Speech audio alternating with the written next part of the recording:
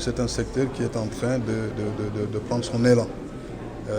Il prend son élan parce qu'au niveau du cabinet du ministre, nous sommes en train d'élaborer une grande étude sur le poids et les potentialités de l'économie sociale et solidaire au Sénégal. Parce que pour faire des politiques, il faut d'abord faire l'état des lieux.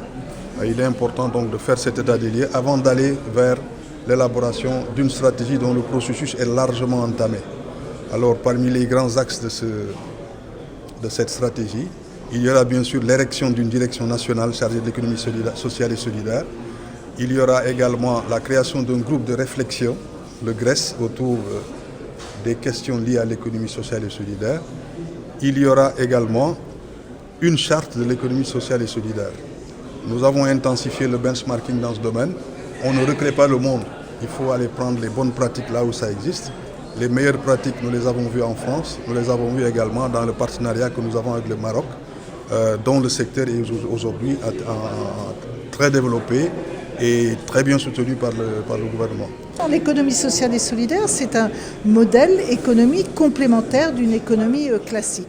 Ce que ça peut apporter au Sénégal, ce qui est au Sénégal, on le voit déjà. J'ai rencontré aujourd'hui AgriHub, ce sont des jeunes entrepreneurs liés à l'agriculture qui sont des entrepreneurs de l'économie sociale.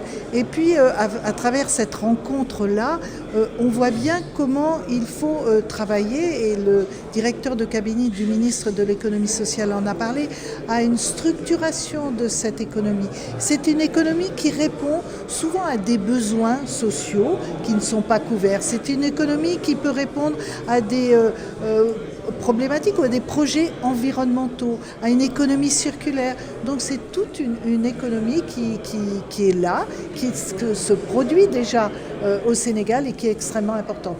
Et il y a une richesse de débat entre tous les intervenants. Il y avait là des entrepreneurs, d'abord des entrepreneurs sociaux, de jeunes entrepreneurs. Il y avait le monde de la banque, il y avait des représentants de structures internationales, donc c'était particulièrement riche.